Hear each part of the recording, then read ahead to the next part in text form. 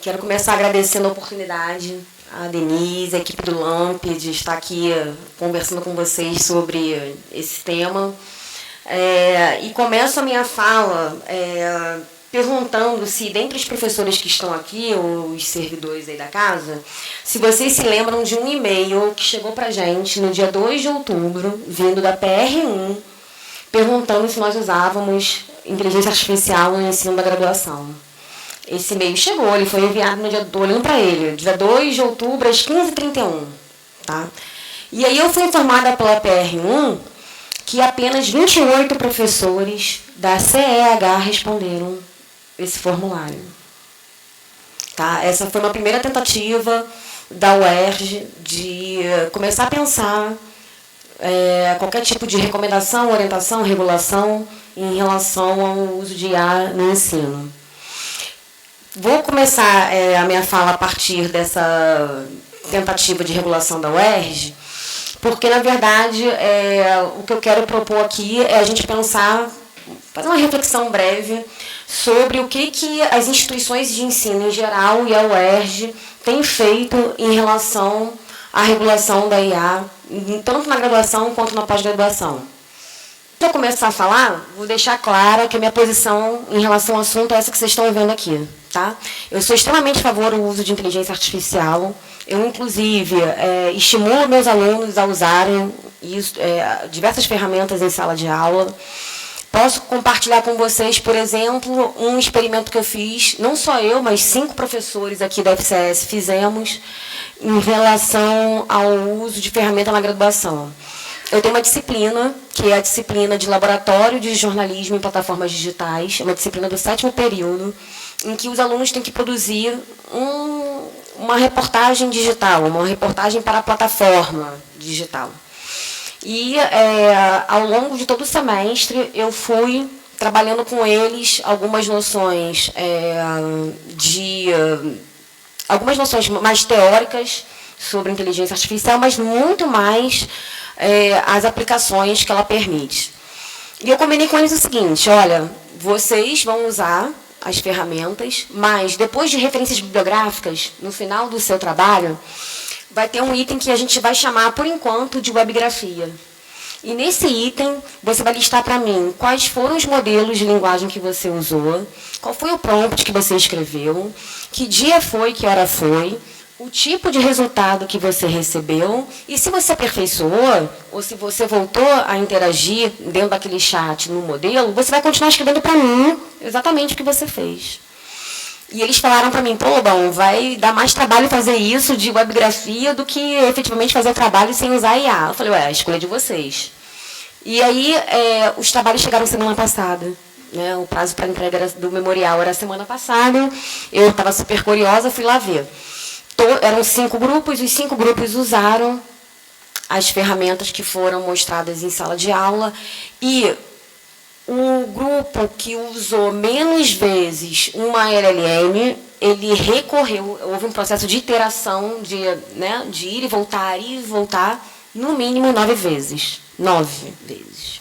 Então, a webgrafia estava maior do que o trabalho que eles me entregaram. E essa é uma experiência que eu vou partilhar com outros professores, que eu sei que também fizeram isso ao longo desse semestre. E aí a gente entende, né, e eu tenho sido, assim, tenho fincado muito essa bandeira, que é a bandeira do letramento algorítmico.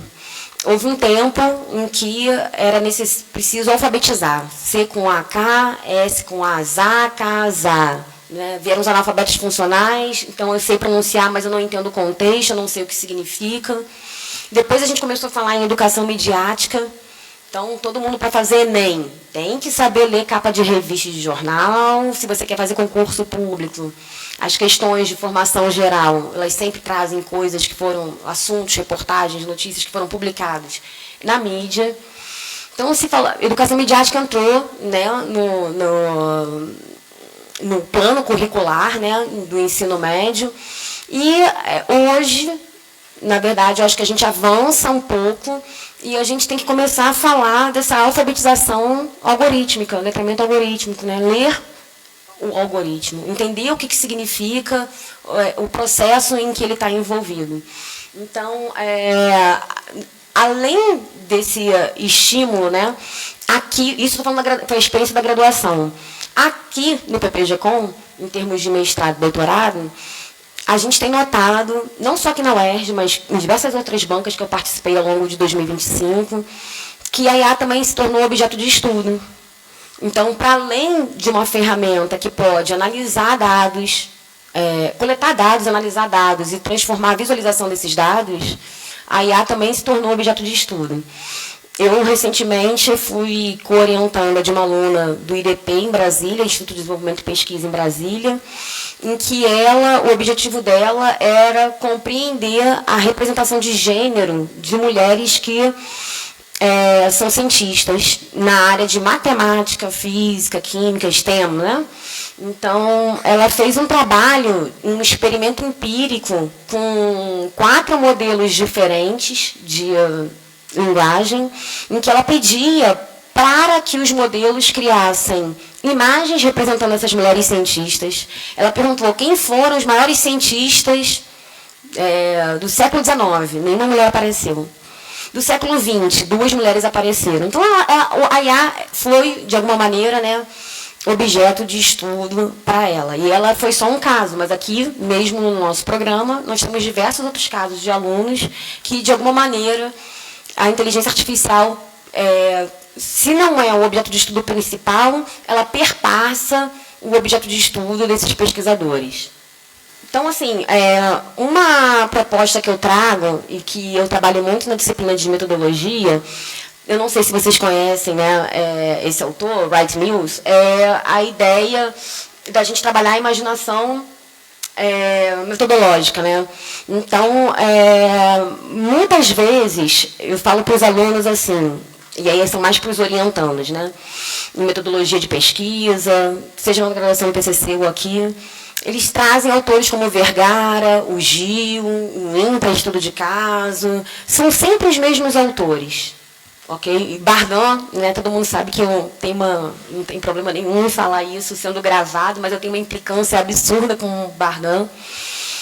Esses autores pensaram nessas técnicas de pesquisa em um determinado tempo histórico, em um determinado contexto.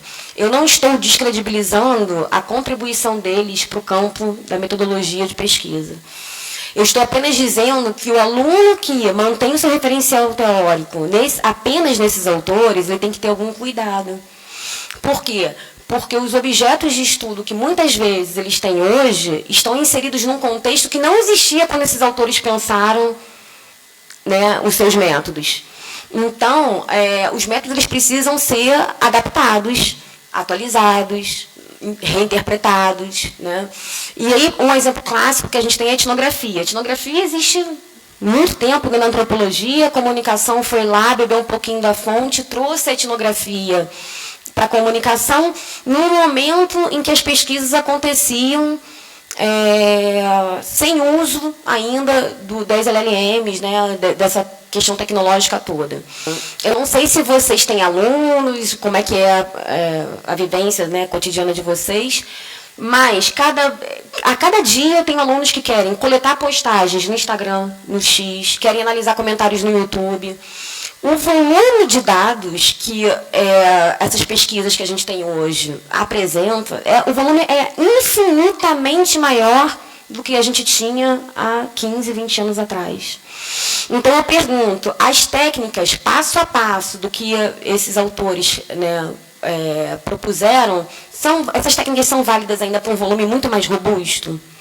E aí, o que acontece? Como o volume é robusto, metodologicamente pensando, se você não tem um repertório técnico, né, ali para coletar, analisar e propor uma visualização interessante dos resultados, acaba que o seu resultado ele pode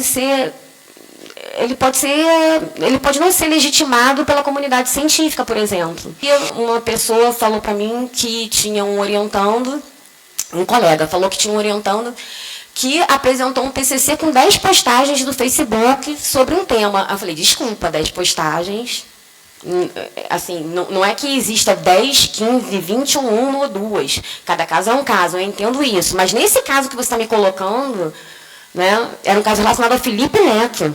Então, assim, 10 postagens dele para fazer um juízo de valor sobre a forma de atuação e estratégia dele no Facebook, desculpa, não dá. Então, aí acaba que a gente recebe, enquanto epistemologia, muita crítica, né? O pessoal das ciências médicas, das ciências exatas, do direito, olham para a comunicação e falam: que cientificidade tem nisso que vocês estão fazendo? Tudo de vocês é subjetivo. Então, é preciso ter esse tipo de cuidado. E aí, ela está mostrando aqui as regulações. O que eu queria mostrar para partilhar com vocês, que eu acho que é o ponto principal?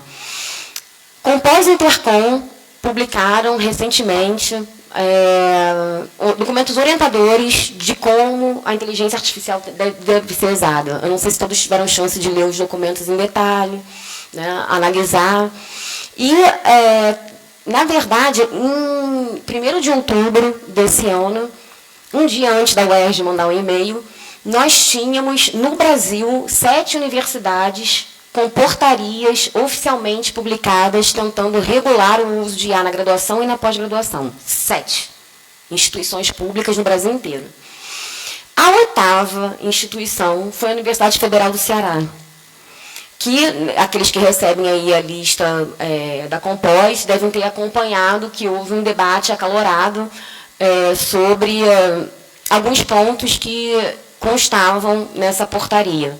É uma fala um pouco chata, um assunto chato, mas eu acho que é importante, né? Vou virar para cá, porque agora eu preciso ler. Eu trouxe só 3 trechos para vocês dessa portaria da Universidade do Federal do Ceará, e eu queria pedir para vocês o esforço da gente interpretar e pensar sobre esses 3 trechos juntos, tá? Os trabalhos acadêmicos dos alunos de pós-graduação deverão ser submetidos à ferramenta de verificação de similaridade, Truth, né? Uma ferramenta que a UFC comprou a licença da empresa para que todos os cursos utilizassem, tá? Então, tem licença para todos os cursos da UFC, a qual se configura como ferramenta de apoio. Ressalta-se que seu uso, isoladamente, não é suficiente para prestar a originalidade integral nem a plena observância dos padrões éticos vigentes. O que significa esse artigo 1º? Significa que a Raquel, se quiser fazer uma dissertação de mestrado em que a IA vai aparecer em algum momento da dissertação dela, seja para produzir uma imagem, analisar um dataset, gerar um grafo. Então, eu faço análise de rede social, quero simplesmente fazer um grafo. A Raquel tem que passar o trabalho dela por essa ferramenta paga, que a universidade comprou a licença. A ferramenta gera um relatório, esse relatório é assinado pelo professor orientador do aluno, que vai verificar a similaridade, ou seja, quantos % são conteúdo próprio da autora, quanto foi feito por IA, o quanto pode ser caracterizado como plágio. E, de posse dessa declaração, ela, na verdade não é ela, é o professor, vai ter que mandar para a pró-reitoria de pesquisa a documentação dela. Tá? Então, isso significa que é obrigatório que o mestrando, o doutorando, o aluno, né, ele passe o seu texto por essa ferramenta. Guardem essa informação, tá? O artigo 5º, que é o segundo que está ali, está dizendo que é vedado o uso de IA para gerar conteúdo original, interpretação ou análise crítica, redigir seção substantiva do trabalho, fabricar, alterar, manipular ou embelezar dados, resultados de imagens ou gráficos, inserir referências não verificadas ou mascarar a plágio e produzir material não declarado em desacordo com a portaria. Como que a minha aluna de Brasília faria a mesma pesquisa que eu descrevi ainda há pouco para vocês na UFC? Ela não faria, ela não poderia fazer, porque a IA era o objeto de estudo dela. Ela queria estudar como que a IA representa mulheres na ciência. Ela fez um monte de experimento com LLM diferentes. Mas a portaria no artigo 5º diz que não pode gerar conteúdo original, interpretação ou análise crítica. Então, assim, a pesquisa dela ia por água abaixo. Ela tinha que repensar ou fazer em outro lugar. Na UFC, não. Eu tenho 2 orientandos aqui na UERJ que fazem experimentos com IA. Se tivessem na UFC, Também não poderiam. Então, é uma questão, né, interessante. Chama atenção ainda no artigo 5º sobre a questão da redigir seção substantiva do trabalho. O que é substantivo? Eu não sei. O que é substantivo para Denise pode não ser para mim, pode não ser para ele. O adjetivo substantivo aqui, ele, né, não está esclarecido. No artigo 7º, aí, né, é a parte interessante para quem é docente, né? Como se a gente já não tivesse muito trabalho. Na ausência de explicitação docente nos termos desse artigo, o uso de IA, acho que falhou o microfone, o uso de IA não será automaticamente aceito, sendo interpretado como auxílio externo e, portanto, sujeito às mesmas regras. O que significa esse artigo 7º? O professor, no primeiro dia de aula, tem que chegar e explicar a portaria para os alunos. Explicar que o trabalho vai ter que passar pela ferramenta, que eu não botei aqui, existe um anexo 2, que é uma declaração de 3 páginas, que deve ser preenchida em conjunto pelo professor com o aluno interessado em usar. Então, assim, é o professor que manda isso para a pró-reitoria pedindo autorização. Se voltar e tiver pendência, é o professor que vai tratar da pendência. Então, o ônus está em cima do trabalho docente. A Compós e a Intercom, põe a Intercom, por favor, lá em cima. Aqui. São mais brandas os documentos, né? Eles de alguma maneira, os dois pedem declaração de responsabilidade, tanto a Compós quanto a Intercom. Então, vou dar um exemplo agora, não tem problema nenhum nisso, pessoal meu. Eu pretendo mandar um artigo para a Compós agora de 2026. Eu tenho o uso de IA no meu artigo, porque é meu objeto de pesquisa. Já tenho a declaração da Compós, que eu já sei que eu tenho que assinar, preencher, entregar, e ela vai junto com o meu artigo. No sistema, né? Um PDF só em que eu anexo. A Intercom é a mesma coisa. A diferença entre a Compós e a Intercom é muito... Tem um quadro, não sei, comparativo, aqui em cima. Esse quadro é bem legal. A diferença está aqui embaixo em letramento algorítmico, que foi o que eu comecei falando, né? Então, assim, a Intercom, ela, no início, na introdução do Guias de Boas Práticas que eles publicaram, eles já insistem em letramento algorítmico, eles já insistem que os professores precisam ser capacitados. No caso do Expocom Júnior, que são trabalhos feitos por alunos da graduação, eles já estimulam que o uso de IA seja adotado, mas que, ainda assim, tudo terá que ser explicado, né? A Compós não tem isso de maneira tão explícita no documento que ela publicou. Bem, a UERJ, o que está acontecendo aqui? E aí eu conclamo vocês, né, a partilharem opiniões depois comigo. Nós não temos uma orientação. A PR1, então, em outubro, mandou esse e-mail, quase ninguém respondeu. Ação nada efetiva de conversar. Se é uma tentativa de mapeamento, que estratégia de comunicação foi essa para mapear isso, né? Enviar um e-mail que, enfim... nós não temos orientações. Recentemente, eu estive no programa de pós-graduação da Geografia e do Direito também, e eles se sentem tão perdidos quanto nós. E aí eu acho que o caminho... primeiro, eu acho que a gente está perdendo uma oportunidade muito importante, valiosa, de nos anteciparmos a uma eventual regulação nacional por parte da CAPES, né, enfim, do próprio MEC. E eu acho que a gente... Fica aqui minha sugestão, né? Já tinha comentado isso em reunião de departamento, mas que formássemos, né, um grupo de trabalho para pensar a inteligência artificial dentro da FCS e que, quando a eventual regulação por parte da PR1 viesse, nós já não estaríamos tão à deriva, já saberíamos mais ou menos assim, o que os alunos... Se eu perguntar hoje... Qual o uso que os alunos da FCS têm de inteligência artificial? Nenhum professor hoje, ninguém aqui é capaz de dizer exatamente como os alunos estão usando. Os casos são muito variados. Qual o nível de alfabetização de letramento dos professores em relação a tudo isso? Não sabemos.